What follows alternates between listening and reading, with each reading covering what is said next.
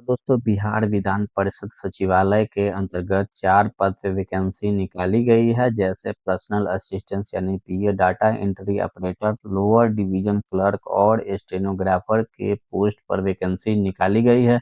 दोस्तों आज की इस वीडियो में बात करने वाले हैं कि किस तरह से आप बिहार विधान परिषद सचिवालय के अंतर्गत जिस पद के लिए वैकेंसी निकाली गई है उस पद के लिए क्या आप कैसे फॉर्म को अप्लाई कर सकते हैं, क्या-क्या जानकारी फिल करनी है, स्टेप बाय स्टेप मैं आपको इस वीडियो में लाइव फॉर्म फिल करके बताने वाला हूँ।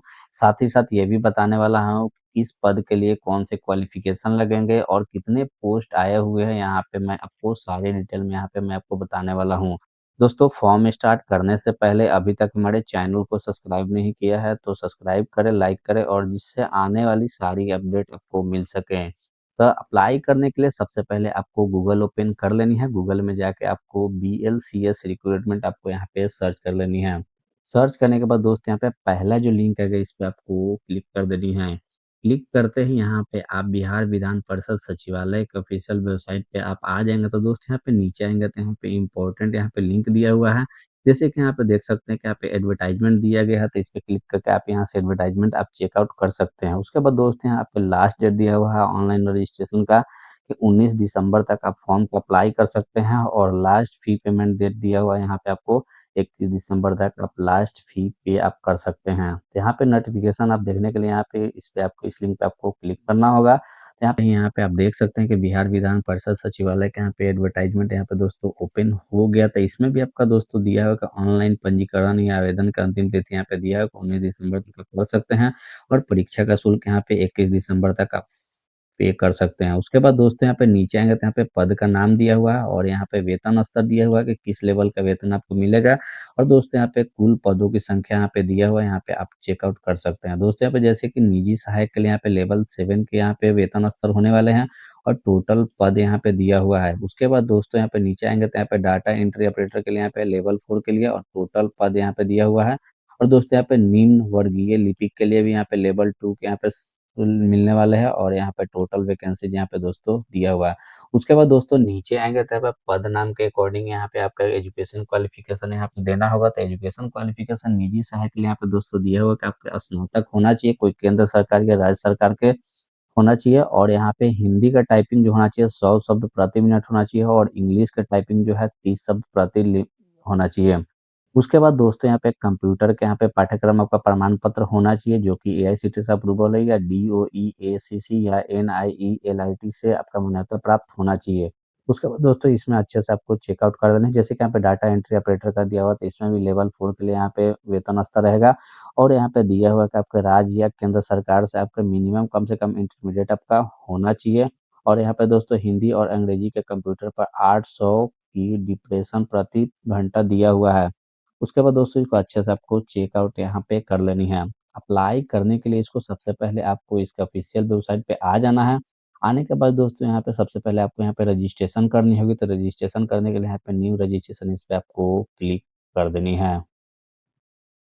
न्यू रजिस्ट्रेशन पे क्लिक करते ही आपका रजिस्ट्रेशन फॉर्म दोस्तों ओपन हो जाएगा। तो यहाँ पे सब दोस्तों रजिस्ट्रेशन डिटेल्स इसमें आपको एंटर करनी होगी। तो रजिस्ट्रेशन डिटेल इंटर करने के लिए आपको सबसे पहले आपको यहाँ पे पोस्ट सेलेक्ट करना होगा, किस पोस्ट के लिए आप अप्लाई करना चाहते हैं। जैसे कि आप personal assistant, stenographer, data entry operator, lower division clerk, जिस पद के लिए आप अप्लाई करना चाहते हैं उस पद को यहाँ से आपको सिलेक्ट कर लेनी है। सिलेक्ट करने के बाद दोस्तों यहाँ से आपको कैंडिडेट के नेम इसमें आपको एंटर करनी है जो आपका मैट्रिकुलेशन के मार्कशीट के अकॉर्डिंग यहाँ पे आपका होना चाहिए। यहाँ से आपको एंटर कर लें। जैसे कि यहाँ पे दिया है कि आपके नाम से पहले श्री श्रीमती मिस्टर मिसेज यहाँ से आपको इंटर नहीं करनी है, सिर्फ आपको मैट्रिकुलेशन के मार्कशीट पे जो नाम है वही आप यहाँ से इंटर करें। इंटर करने के बाद दोस्तों यहाँ पे कंफर्म नेम आपको इसमें इंटर कर लेनी है। फिर दोस्तों यहाँ पे आपको फादर्स नेम इसमें इंटर कर लेनी है।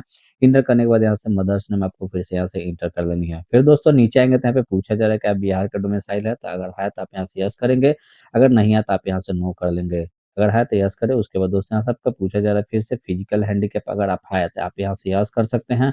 अगर है तो यहाँ से आपको देना है फैसिलिटी रिक्वायर्ड है पे दिया इस पे क्लिक करने के बाद आपको यस नो आपको करनी होगी। फिर दोस्तों यहाँ से आपको डिसेबिलिटी देनी है, कितना परसेंट आपका डिसेबिलिटी है यहाँ से आप दे सकते हैं। उसके बाद दोस्तों यहाँ से टाइप्स ऑफ डिसेबिलिटीज में सबको सिलेक्ट करनी है कि किस तरह का आपका डिसेबिलिटी है, यहाँ से आपको सिलेक्ट करनी है। फिर यहाँ से सर्टिफिकेट नंबर आपको इसमें इंटर करनी होगी। फिर दोस्तों यहाँ पे डेट ऑफ इशू इसमें एंटर करनी है, जो आपके सर्टिफिकेट पे लिखे होंगे वो डेट यहाँ पे आप सिलेक्ट करेंगे। क्या आपका डेट है यहाँ से आप सिलेक्ट कर सकते हैं। उसके बाद सिलेक्ट करने के बाद दोस्तों इश्यूइंग अथॉरिटी यहाँ पे दिया हुआ है, यहाँ से आपको एंटर कर लेनी है। अगर आप फिजिकल हैंडीकैप आप नहीं है तो दोस्तों आप यहाँ से आप नो कर देंगे। नो करने के बाद नीचे आएंगे तो आपको कैटेगरी यहाँ से आपको सिलेक्ट करनी है कि किस कैटेगरी से आप बिलोंग करते हैं। जिस कैटेगरी से आप बिलोंग करते हैं उस कैटेगरी को इसमें से आपको सिलेक्ट करना है। जैसे कि यहाँ पे U R S C B C R W और ई डब्ल्यू एस यहाँ पे दिया हुआ है। यहाँ पे दोस्तों एस टी नहीं दिया है क्योंकि एस टी के पद के लिए यहाँ पे कोई वैकेंसी नहीं है, तो यहाँ से एस टी नहीं दिया हुआ है। तो दोस्तों जिस कैटेगरी से आप बिलोंग करता है उस कैटेगरी को इसमें से आपको सिलेक्ट कर लेनी है। सिलेक्ट करने के बाद यहाँ से आपको कैटेगरी सर्टिफिकेट इसमें आपको इंटर करनी होगी। फिर दोस्तों यहाँ पे डेट ऑफ इशू इसमें आपको इंटर करनी है कि डेट ऑफ इशू आपका क्या है कैटेगरी सर्टिफिकेट का, यहाँ से आप चूज कर सकते हैं।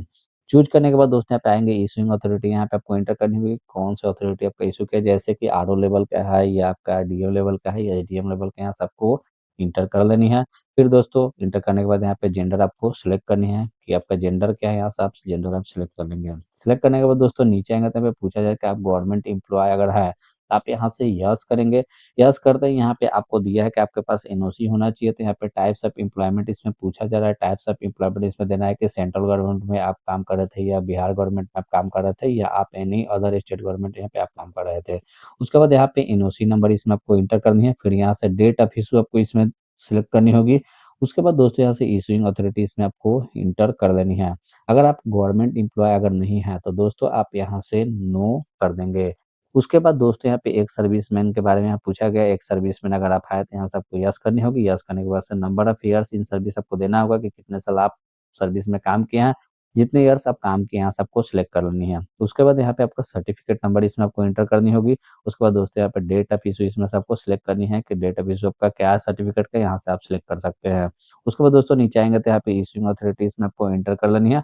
अगर आप एक सर्विसमैन में नहीं थे तो आप यहाँ से नो कर देंगे। नो करने के बाद दोस्तों नीचे आएंगे तो डेट ऑफ बर्थ आपको यहाँ से सिलेक्ट करनी होगी कि डेट ऑफ बर्थ आपका क्या है एज पर मेट्रिकुलेशन मार्कशीट, यहाँ से आपको सिलेक्ट कर लेनी है। सिलेक्ट करने के बाद नीचे आएंगे तो आपका मोबाइल नंबर इसमें आपको एंटर करनी होगी।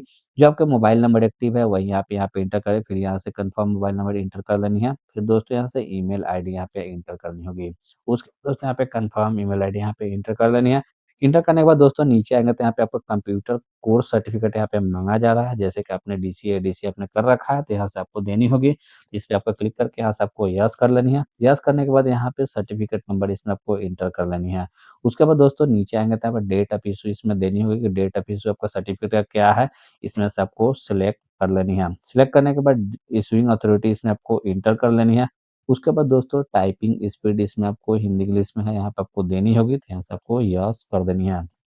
उसके बाद दोस्तों नीचे आएंगे तो इसमें दिया गया है कि जो आपने के पास क्वालिफिकेशन है तो यहाँ पे आपके पोस्ट से पहले का आपका क्वालिफिकेशन है कि नहीं, टेक्निकल क्वालिफिकेशन, यहाँ से आप यस नो कर सकते हैं। उसके बाद यहाँ पे नीचे चेक बॉक्स दिया इस पे आपको टिक कर देनी है। टिक करने के बाद दोस्तों यहाँ से सबमिट पे आपको क्लिक कर देनी है। सबमिट करते ही आपका अगला पेज ओपन हो जाएगा। तो दोस्तों यहाँ पे रजिस्टर सक्सेसफुल यहाँ पे हो चुका है। तो यहाँ पे रजिस्ट्रेशन नंबर मिल चुका है और यहाँ पे पासवर्ड यहाँ पे दोस्तों मिल चुका है। उसके बाद दोस्तों यहाँ पे नीचे आएंगे तो यहाँ पे गो टू लॉगिन यहाँ पे ऑप्शन दिया है। यहाँ से आप गो टू लॉगिन आप कर सकते हैं। सबसे पहले आपको यहाँ से प्रिंट करके आपको इसको आपको रजिस्ट्रेशन फॉर्म को आपको रख लेना है। उसके बाद यहाँ से गो टू लॉगिन इस पे आपको क्लिक कर देना है। उसके बाद दोस्तों आपका यहाँ पे लॉगिन का ऑप्शन आ जाएगा। तो यहाँ पे आपका यूजर आईडी जो आपको मिला था रजिस्ट्रेशन नंबर यहाँ से आपको इंटर कर लेनी है। फिर दोस्तों यहाँ पे पासवर्ड आपको इंटर कर लेनी है।